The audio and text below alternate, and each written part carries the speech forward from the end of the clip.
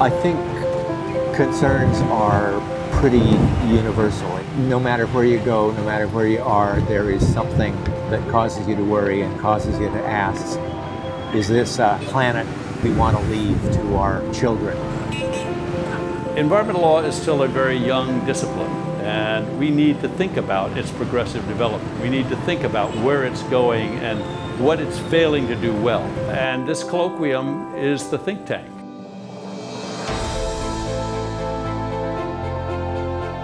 When you consider that the environment is a global issue, as much as one might see local consequences of environmental degradation, it makes all the sense to bring people from different jurisdictions, from different families of law, to share their knowledge, their experience, their expectations. We will bring together practitioners and legal scholars. I think that's an added value because it's the people who work with the law in the courts and the people who work with the law in their minds. And we try to bring them together to have some fruitful discussions and probably cross-fertilization of both fields, practice and the scholarship. Some conferences, they're very stiff, people aren't comfortable with each other, so they present, they're very guarded in their response. The Academy, it's not like that. People are more than happy to discuss their planned research as well as their current research. They're quite open about collaboration, and it just creates an atmosphere that works very well from an academic point of view. There's a lot of interesting publications that come out of the Academy and opportunities to publish as well.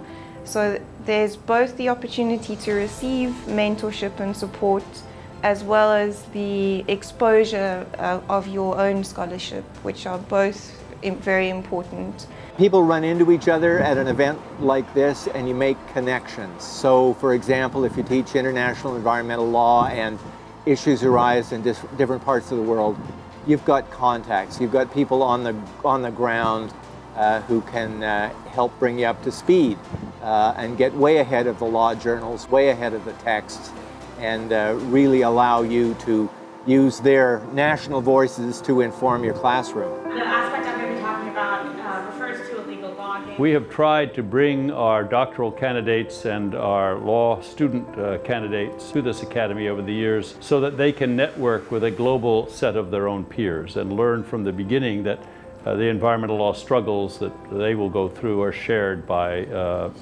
others in different regions. Being able to speak in front of renowned academics and lawyers in the top of their fields, dealing with like today's most pertinent environmental research, it was just truly amazing. Being able to just have a dialogue with some of my environmental heroes, it was definitely a very humbling and very exciting experience for me. Forest carbon contracting attempts to harness... There are certain challenges attached to the kind of job we're doing. How to carry the message over, how to engage students in these very complex, very demanding legal fields that we're dealing with.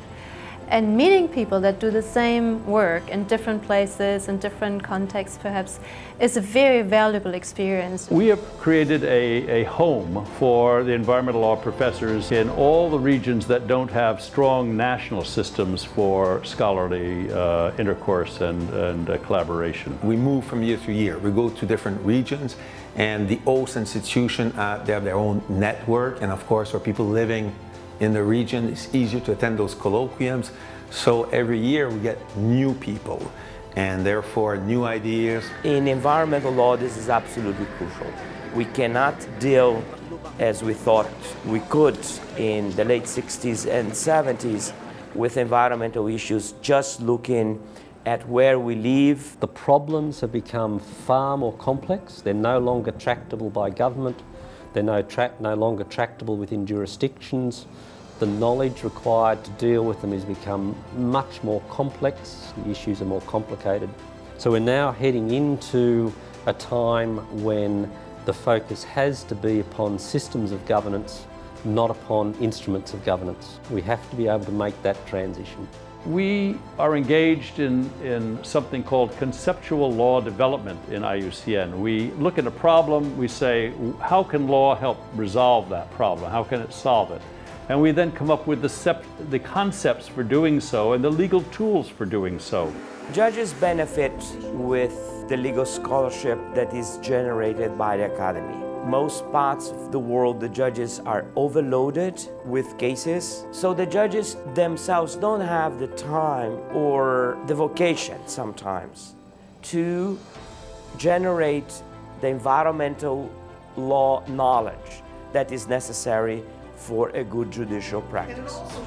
The networks and the colleagues that you have from the Academy will draw you into that comparative law teaching, comparative law research in a very unique way. I know of no other institution that fills this same role. It's a unified group of professionals working towards a unified objective of trying to make the world a healthier place to live in. I think the changes that I'd really like to see is the integration of environmental concerns in all areas of law, not just this isolated field of environmental law. I mean, I worked in this field and looked at it in isolation for a long time, but I realized it has to go into all other areas, and, you know, in property law and trade law and investment law. That's where environmental interests, environmental concerns have to become an integral part of it, and have to be really part of the entire legal structure, entire legal framework. Now, I think the Academy is going to be one of the few places where it is possible to lead that transition. You will not have any social and economic development unless you have strong environmental protection, strong environmental stewardship at the foundation. These new Sustainable Development Goals are a result of the last 50 years of IUCN's leadership internationally to create a better way of humans learning about the laws of nature and then building off the laws of nature rather than subverting them. We have to go back as teachers, as scholars, and as environmental lawyers to our governments and our local authorities and bring this message to them at all levels that we need to sustain our environment in this era of the Anthropocene.